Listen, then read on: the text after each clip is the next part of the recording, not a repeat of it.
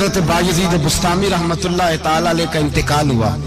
उस जमाने में एक आदमी कफन चोरी किया करता था, कफन चोरी करता था, कपड़ा बड़ा महंगा होता था तो कफन चोर भी पैदा हो गए थे। और रात को देखते थे कहां किसी को दफन किया तो सवेरे जाके कफन चोरी करके ले आते। आपका इंतकाल हुआ तो एक कफन चोर आदमी वो कहता है मैं जनाजे में गया लेकिन मैंने कहा ये अल्लाह के वली हैं, इनकी तरफ मुझे नहीं देखना चाहिए। अगले दिन मैं दोबारा गया एक कफन चोरी करने तो मेरी हिम्मत ना हुई। तीसरे दिन फिर गया तो हिम्मत ना हुई। कहते हैं चौथे दिन हुआ तो हजरत बायजीद मेरी ख्वाब में आए, कहने लगे चल बस कर अब ना चोरी करना। मैंने कहा हुजूर क्या हुआ? फरमाने लगे जिसने मेरा जनाजा पढ़ा अल्लाह ने सबकी बख्शिश फरमा। तो अब तू बख्शा हुआ हो कि फिर चोरी करता है, खबरदार। हजरत राबिया बसरिया का विसाल हुआ। बीबी साहिबा का जब इंतकाल हुआ तो कफन चोर आ गया।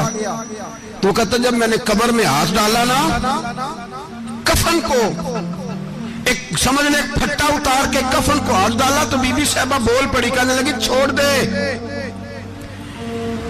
खबरदार। कहते मैं कांप गया, सख्ता तारी हो गया। मुर्दा बोल पड़ा है। जो मुर्दा होते हैं उन्हें वलियों की जिंदगी समझ में नहीं आती।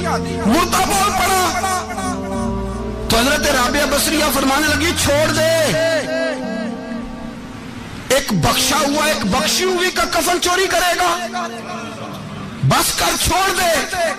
तो कहते मैं काम के पीछे गिरा तो मैंने कहा अम्मा तू तो बख्शी हुई है, तेरा तकवा परहेजगारी खौफे खुदा जमाना जानता है, पर मैं कैसे बख्शा हूं? मैं तो पापी हूं, मैंने तो सारी जिंदगी गुनाह कबीरा किया, मुर्दों के कफन चोरी किए, मैं कैसे बख्शा गया? तो अम्मा कहने लगी बोले कल जिसने भी मेरा जनाजा पढ़ा है रब करीम ने सबकी बख्शी फरमा दी। बख्शे गए सारे जनाजे में आने वाले।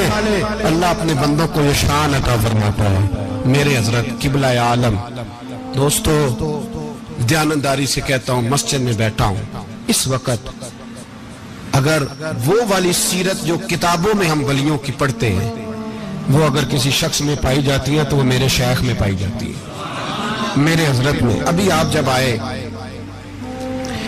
लोग कहते हैं आपकी आखिरी मुलाकात कब हुई, तो मैं कहता हूँ आखिरी हुई नहीं, कभी ना कभी होगी। ये कैसे हो सकता है?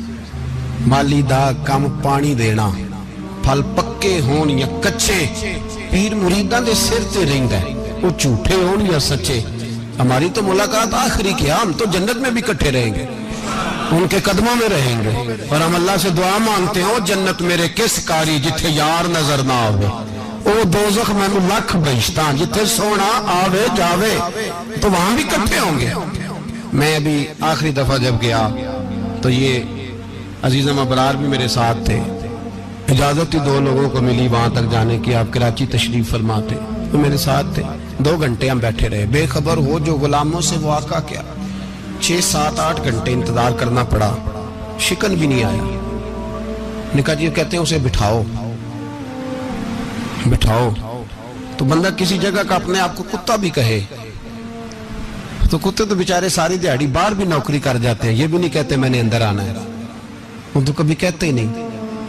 उन्होंने कभी कहा है बंदा सग भी कहलाए और फिर वो ड्यूटी भी और तरह की करे, नवाबों जैसी ड्यूटी करना और बात दरवेशी और गुलामी की करना, ये कैसे? 2 बातें तो नहीं होती, बात तो एक होती है। जड़ियां खसमां दी विच अज़ाब वसन भाग जाग जांदे हो ना गोलियां ने। कई घंटे इंतजार किया तो कई लोग आए, हजरत कब आएंगे, चले गए। कई आए तो वहां एक मौलाना बूढ़े बैठे थे, मौलाना इसराइल उनका नाम था। तो मुझे कहने लगे मौलाना आपने नहीं जाना?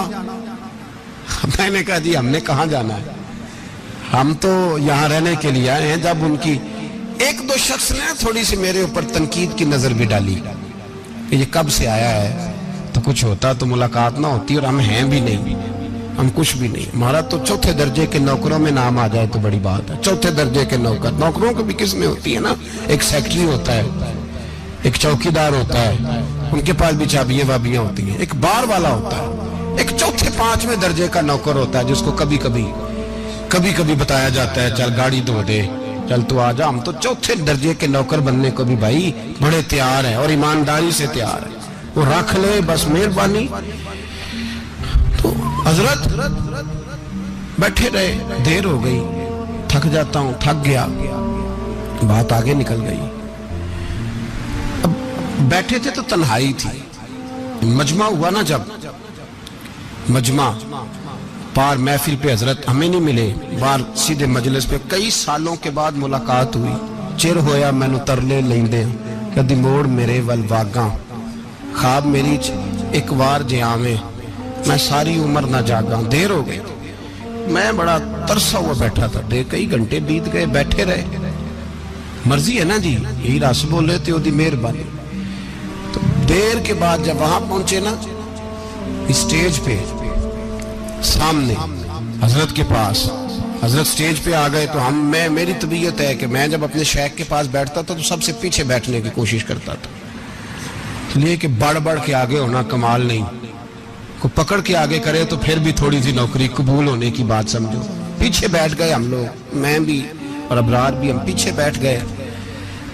अब वहां उलमा और मशाइख का ढेर लगा हुआ था। हजरत की नजर बज़ाहिर खासी कमजोर है, लेकिन जब बैठे तो ये मेरे साथ मौजूद थे, आप गवाही ले सकते हैं। हजरत ने फौरन नकीबे महफिल से कहा कि वो पीछे बैठा, उसे तो आगे बुलाओ।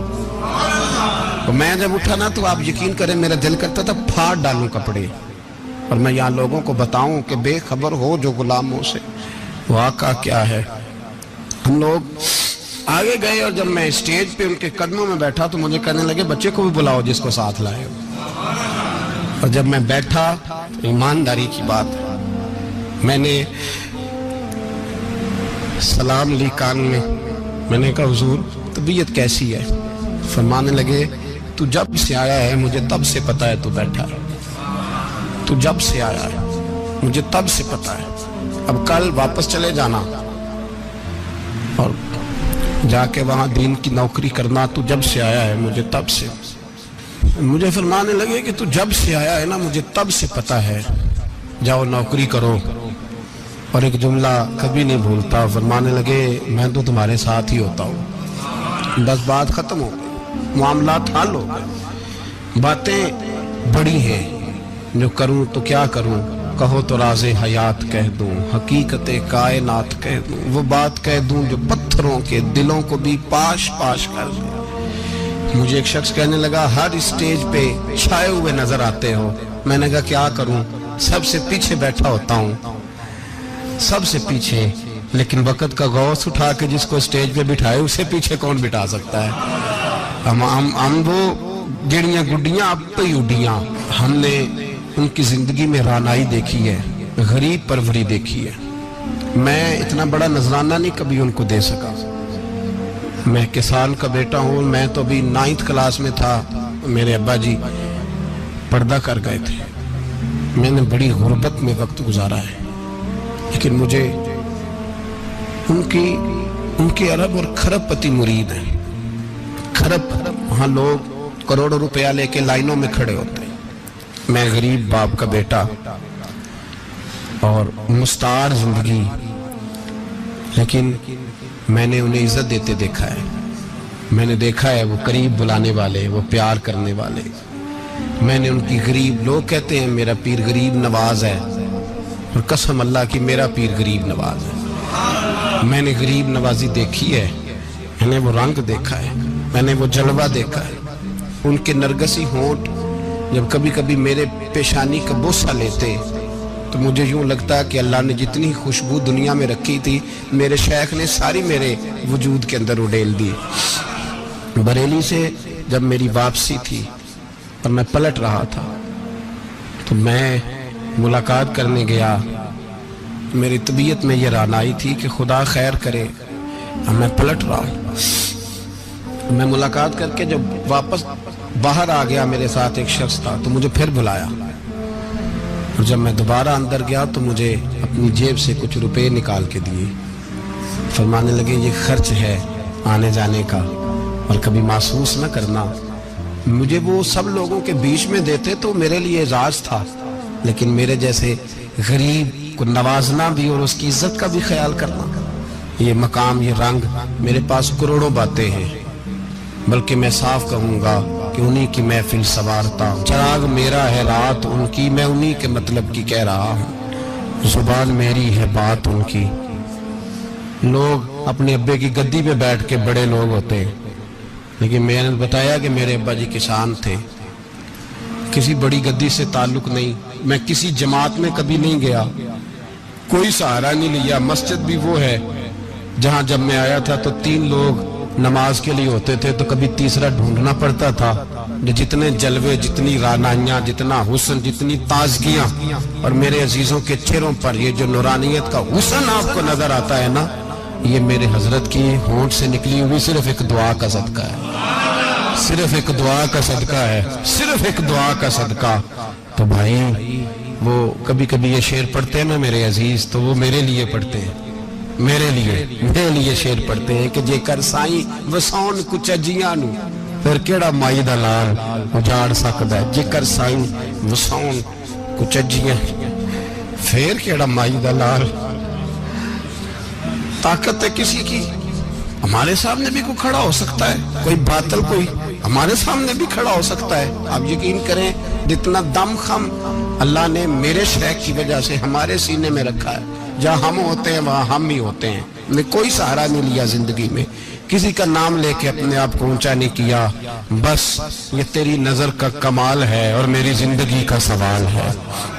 اور اس نظر پہ میں نے کہا مریں گے تو کفن پہ بھی نام لکھائیں گے, اور مریں گے تو قبر پہ کتبہ بھی تیرے نام کا لکھائیں گے, اور یہی جلوے لے کر کے انشاءاللہ جائیں گے, اسی نام سے پہچانے جائیں گے. اور انشاءاللہ وہاں بھی غلاموں کا رنگ نرالا ہی ہوگا. باتیں ہو ہی نہیں سکیں, بھی تو ایک پہلو کھلا ہے, ابھی تو دفتر پیچھے پڑے. انشاءاللہ پھر ایک نشست رکھوں گا, ان کی باتیں پھر چھیڑوں گا, اور یہ باتیں ہوتی رہیں گی انشاءاللہ تعالی. مجھے لوگ پوچھتے ہیں ہر تقریر میں کہتے ہو میرے حضرت فرماتے ہیں, تو میں نے کہا کیا کروں, میں تو فرماتا ہی نہیں.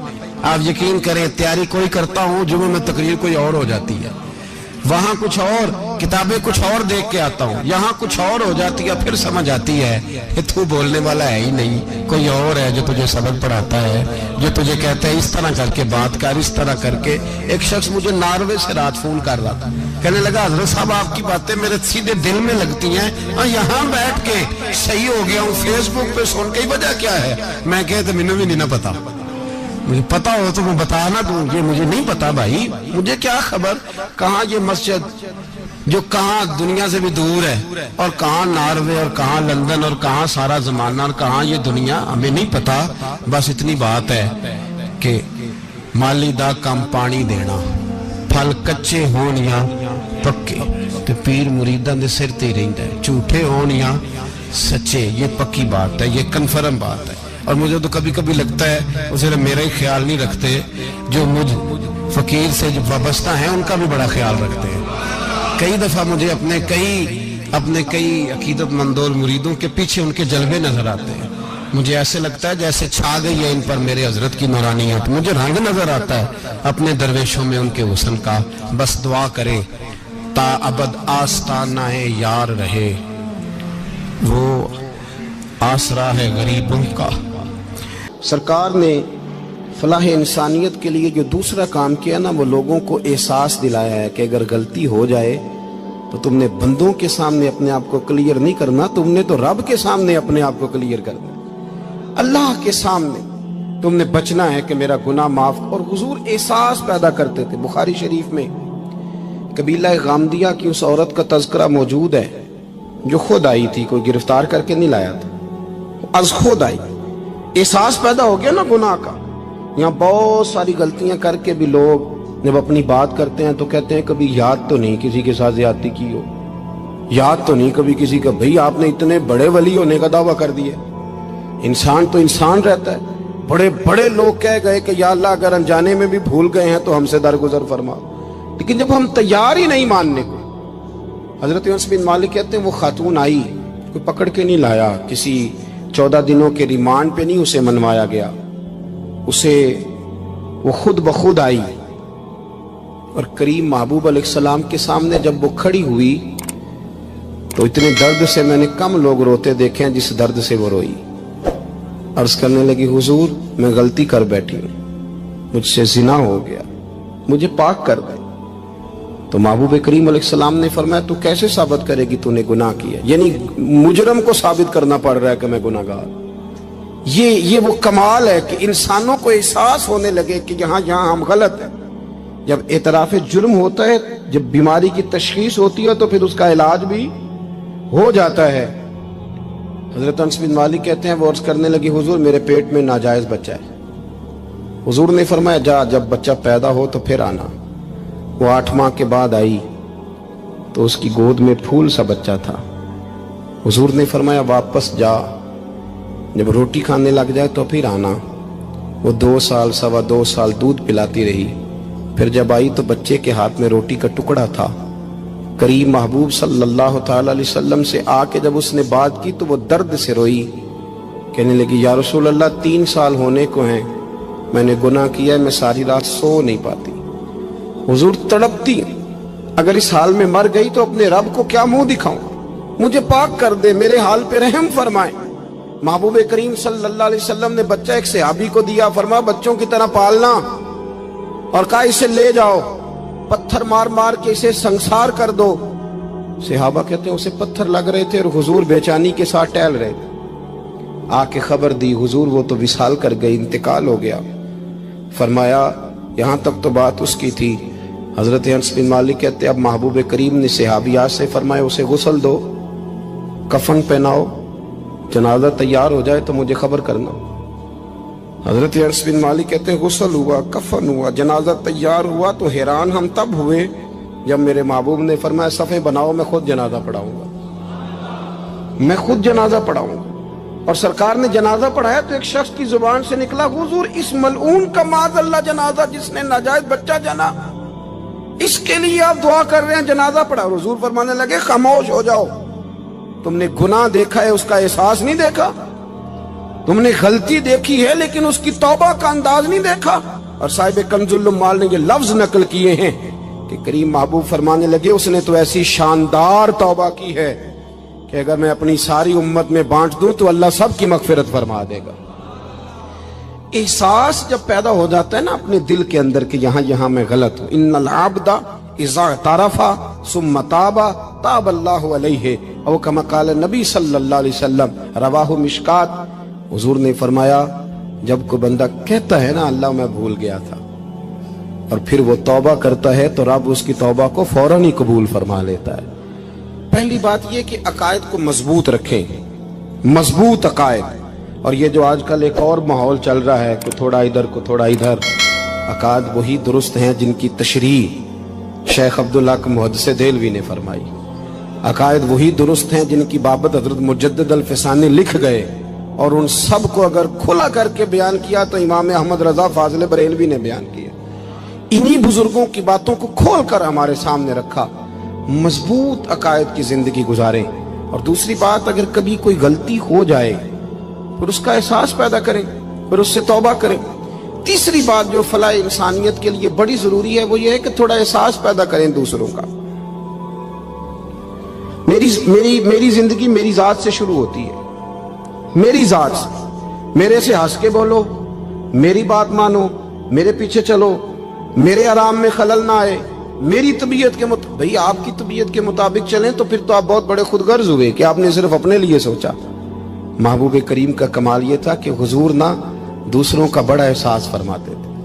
آپ بخاری مسلم کی وہ حدیث پڑھیں تو حیران ہو جائیں کہ سرکار فرماتے ہیں میں جب نماز کی نیت باندھتا ہوں تو میرا دل کرتا ہے میں لمبی نماز پڑھاؤں، جب میرا کسی کام کرنے کو دل کرے تو پھر میں ساری دنیا کو چلنی پڑے تو میں کر جاتا ہوں، لیکن حضور فرمانے لگے کہ میرا دل کرتا ہے میں لمبی نماز پڑھاؤں، لیکن پھر میرا خیال آتا ہے کہ پیچھے بوڑھے بھی ہیں، بیمار بھی ہیں، بچے بھی ہیں۔ یا رسول اللہ نماز اللہ کی اور خیال بندوں کا؟ فرمایا میں بوڑھوں، بیماروں اور بچوں کا خیال کرتے ہوئے اللہ کی نماز کو مختصر کر دیتا ہوں۔ احساس جب طبیعت ہمارے ہاں نا تیزی کے ساتھ احساس ختم ہوا ہے، تیزی کے ساتھ ہم نے اتنی نفی شروع کی۔ ہمارے تو اہل تصوف میں اللہ ماشاءاللہ اب تربیت کا طریقہ یہ ہے کہ صرف میں ہوں، میرے سوا کوئی بھی نہیں۔ صحابہ کرام علیہم رضوان کی عادت تھی کہ جب کسی سے ملاقات کرتے تو السلام علیکم کے بعد سورہ عصر کی تلاوت کیا کرتے تھے۔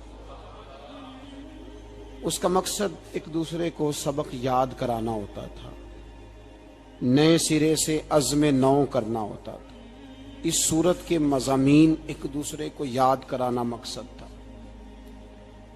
سورہ بڑی معروف ہے اور قرآن مجید کی جو الفاظ کے لحاظ سے مختصر صورتیں ہیں ان میں سے ایک ہے۔ اللہ تبارک و تعالی نے قسم اٹھا کے کہا والعصر، محبوب مجھے تیرے پاکیزہ زمانے کی قسم ہو، محبوب تیرے خوبصورت وقار والے، خلوص والے، پاکیزہ بھائی چارے والے تیرے زمانے کی مجھے قسم ہو، ان الانسان لفی خسر، بے شک انسان نقصان میں ہے۔ مطلق فرما دی، تاکید لگا کے، ان الانسان لفی خسر، بے شک انسان نقصان میں ہے۔ یا اللہ سارے، فرمایا الا الذین، سوائے ان لوگوں کے، کون؟ جن میں چار خوبیاں پائی جائیں۔ الا الذین آمنوا، ایک تو وہ ایمان لائیں، وعملوا الصالحات، اور پھر نیک اعمال کریں۔ ایمان لائیں، نیک اعمال کریں، اور پھر چپ نہ کر جائیں، وتواصوا بالحق، پھر حق بات کا اعلان کریں۔ ایمان لائیں، عمل صالح کریں، تیسرا کام کیا کرنا ہے؟ چلیں سارے بولیں گے تو اعلان بھی ہوگا نا، ایسے تھوڑی ہوگا کہ ایک دو آدمی اعلان کرے تو دنیا جاگ جائے۔ حق بات کا اعلان کرنا ہے۔ ایمان لانے کے بعد، عمل صالح کرنے کے بعد تیسرا حکم کیا ہے؟ آپس میں حق بات کی تلقین کرو، اور حق بات کی تم تلقین کرو اور پھر تمہیں کوئی کہے کچھ نہ، پھر تم پہ ظلم نہ ہو، پھر تمہیں ستایا نہ جائے، یہ کیسے ہو سکتا ہے؟ پھر تم بڑے پاک صاحبزادے، پیرزادے، علامہ صاحب، سیاستدان، بیوروکریٹ بن کے بڑی ایک طرف ہو کے آرام سے زندگی گزارو سارے، تم یہ کیسے ہو سکتا ہے؟ وتواصوا بالحق، جب تم حق بات کی نصیحت کرو گے پھر تکلیف آئے گی۔ پھر کیا کرنا ہے؟ وتواصوا بالصبر، پھر ایک دوسرے کو صبر کی نصیحت بھی کرنی ہے۔ وتواصوا بالحق، ایمان لانے کے بعد، عمل صالح کرنے کے بعد تیسرا کام کیا کرنا ہے؟ ایک دوسرے کو حق بات کی نصیحت کریں، اور پھر رستے میں تکلیف آئے گی، آزمائش آئے گی، پھر کیا کریں؟ وتواصوا بالصبر، پھر صبر کی تلقین بھی کریں۔ یہ قرآن مجید نے چار شرطیں لگائیں، فرمایا جس بندے میں یہ چار خوبیاں پائی جائیں گی اسے اللہ کامیابی عطا فرمائے گا۔ مسلمان کی سوچ کے خلاف ہے یہ بات، یہ قرآن کی فکر کے خلاف ہے کہ اپنی فکر کرو، برما کے لیے، کشمیر کے لیے، فلسطین کے لیے بات نہ کرو، اپنی فکر کرو۔ یہ قرآن کی سوچ کے خلاف ہے، یہ قرآن کے پیغام کے خلاف ہے۔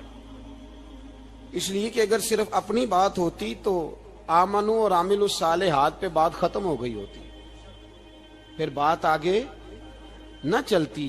جب کہا گیا وتواصوا بالحق، حق بات کی تلقین کرنی ہے۔ اگر بات صرف اپنی ذات کی ہوتی تو ٹھیک ہو گیا تھا، نماز پڑھی، روزہ رکھا، حج کیا، ختم ہو گئی۔ لیکن میرے نبی پاک صلی اللہ تعالی علیہ وسلم نے ارشاد فرمایا، ایک بستی میں 2 3 4 نیک لوگ رہتے تھے۔ میرے پیارے کریم رسول فرماتے ہیں 3 4 بڑے پرہیزگار، متقی، صاف ستھرے صوفی صاحب، درویش صاحب، علامہ صاحب، بڑے جو کہتے تھے بالکل جی میں کوئی بات نہیں کرتا، کسی بادشاہ کو نہیں چھیڑتا، میں تو بس لوگوں کو اللہ اللہ بتاتا ہوں، میرا کوئی تعلق نہیں، کوئی مرے کوئی جیے، بڑے نیک صاف ستھرے پرہیزگار۔ باقی ساری بستی گناہ کرتی تھی۔ نبی پاک علیہ السلام فرماتے ہیں رب کریم نے کچھ عرصے تک مہلت دی، پھر مشیت خداوندی، اللہ کا قانون حرکت میں آیا تو کہا جبریل ساری بستی تباہ کر دو، تباہ کر دو۔ اللہ مہلت دیتا ہے، مہلت دیتا ہے۔ ہم لوگ سمجھتے ہیں نہیں ہماری سیاسی چالیں صحیح چل رہی ہیں، اللہ مہلت دیتا ہے۔ رب کریم نے فرمایا جبریل انہیں تباہ کر دو، تو حضرت جبریل امین علیہ السلام نے عرض کی مولا وہاں تو تیرے 3 4 بڑے نیک بندے بھی رہتے ہیں، بڑے پرہیزگار، سچ بولنے والے، دیانتداری والے، حاجی صاحب، نمازی صاحب، صوفی صاحب، پیر صاحب، بڑے خوبصورت، ان کا کیا کریں؟ تو میرے محبوب پاک علیہ السلام فرماتے ہیں رب کریم نے فرمایا سب سے پہلے انہیں تباہ کرنا۔ سب سے پہلے انہیں سب سے پہلے، اور الٹ دو بستی، پہلے ان کا نمبر لگاؤ۔ یا اللہ ان کی کیا غلطی ہے؟ تو غلطی سن لیں، غلطی یہ ہے کہ انہوں نے 2 صفتیں پیدا کی ہیں، اگلی 2 پیدا کیوں نہیں کی؟ اِلَّا الَّذِينَ آمَنُوا وَعَمِلُوا الصَّالِحَاتِ پہ روک کیوں گئے؟ آگے کیوں نہیں بڑھے؟ اللہ کریم نے فرمایا جبریل دیکھو نا، میری نافرمانی ہوتی رہی اور ان کے چہرے پر کبھی شکن تک نہیں آیا، لوگ میرا قانون توڑتے رہے، انہیں کبھی برا ہی نہیں لگا، گناہ دیکھ کر کبھی خیال ہی نہیں آیا بدلنے کا۔ میرے بھائی، امت مسلمہ اپنے لیے تو آئی نہیں دنیا میں، نبی پاک کی اس لیے تھوڑے آئے تھے کہ پیسے کمائیں، دنیا داری کریں، جھوٹ سچ ماریں اور رخصت ہو جائیں، بچے پیدا کریں۔ یہ کام تو ہندو سکھ بدھ مت سارے کر رہے ہیں، تو فقط اس کام کے لیے تھوڑی آیا ہے۔ کنتم خیر امت اخرجت للناس، اللہ فرماتے ہیں میرے محبوب کے غلاموں تم بہترین امت ہو، میں نے تمہیں امتوں کے بھلے کے لیے پیدا فرمایا ہے، تمہیں لوگوں کی امامت کے لیے دنیا میں بھیجا ہے۔ اے نوجوان مسلم، کبھی یہ تدبر بھی کیا تو نے؟ وہ کون سا گردو ہے جس کا ہے تو ایک ٹوٹا ہوا تارا؟ تو نے کبھی سوچا ہے تو کیا ہے؟ پتہ ہے تجھے؟ روزی کماؤ، روٹی کماؤ، اور اب تو بہت سارے لوگ جھوٹ کی دنیا میں زندہ ہیں، جھوٹ بولتے ہیں اپنے آپ کے ساتھ، دائیں بائیں فراڈ کر رہے ہیں اپنی ذات کے ساتھ، خول بنا لیا اس میں بند ہو گئے، باہر ہی نہیں نکل۔ اپنے ملک کی سوچو، اپنی بات کرو۔ علامہ اقبال نے پتہ کیا کہا تھا؟ اقبال نے، یہ سنو، جو لوگ کہتے ہیں پہلے پاکستان، برما کے مسلمان بعد میں، کشمیر کے مسلمان پہلے سنو اقبال کیا کہتے ہیں۔ اقبال کہنے لگے ان تازہ خداؤں میں بڑا سب سے وطن ہے، ان تازہ خداؤں میں بڑا کون ہے؟ وطن کی محبت ایمان کا حصہ، اس میں شک نہیں، لیکن اگر اسلام سے پہلے وطن آ گیا تو اقبال کہتے ہیں ان تازہ خداؤں میں بڑا سب سے وطن ہے، اور جو پیرہن اس کا ہے وہ مذہب کا کفن ہے۔ فرماتے ہیں جو وطن اوڑھ لیتا ہے اس نے اپنے مذہب کو دفن کر دیا۔ سب سے پہلے پاکستان نہیں، سب سے پہلے رسول اللہ کا دین ہے، سب سے پہلے قرآن ہے، سب سے پہلے نبی پاک کا فرمان ہے، سب سے پہلے امت مسلمہ ہے۔ ان تازہ خداؤں میں بڑا سب سے وطن ہے، جو پیرہن اس کا ہے وہ مذہب کا کفن ہے۔ اور اقبال کہنے لگے قوم مذہب سے ہے، مذہب جو نہیں تم بھی نہیں۔ قوم مذہب سے ہے، مذہب جو نہیں، کوئی نہیں سمجھ آ رہی آپ کو میری بات؟ قوم کس سے ہے؟ پاکستانی ہونے سے، پنجابی ہونے سے، سندھی بلوچی پٹھان ہونے سے نہ، قوم مذہب سے ہے، اور مذہب جو نہیں تم بھی نہیں۔ یہ کیسے ہو سکتا ہے کہ مذہب نہ ہو اور بندہ زندہ رہے؟ یہ کیسے ہو سکتا ہے؟ بھائی کافر نے اصل میں جاگ ہی نہیں رہا، میں جاگتا ہی نہیں، میں جیب کی سوچتا ہوں، مسجد کی سوچتا ہوں، خانقاہ کی سوچتا ہوں، مدرسے کی سوچتا ہوں، دکان کی، سارا دن تو اس چکر میں لگا رہتا ہوں لوگوں کو ثابت کرنے میں کہ میں صحیح ہوں باقی غلط ہیں۔ میں تو اپنی ذات کے خول سے اٹھ ہی نہیں رہا، اور مجھے یہ اندازہ ہی نہیں کہ لیبیا سارا کٹ گیا، مصر کے ٹکڑے ٹکڑے ہو گئے، مجھے پتہ ہی نہیں کہ شام، جس کے بارے میں میرے نبی پاک علیہ السلام نے فرمایا مکے اور مدینے کے بعد اللہ نے سب سے زیادہ برکتیں ملک شام میں رکھی ہے، اور حضور نے فرمایا جس نے ہجرت کرنی ہو وہ شام جائے۔ اتنا اعلیٰ ملک سارا کٹ گیا، 4,000 ہزار لوگ ایک دن میں قتل ہو گئے، پر میرا گھر آباد ہے نا، کوئی حرج نہیں، وہ کٹتے ہیں تو وہ دور ہیں، کٹتے رہے۔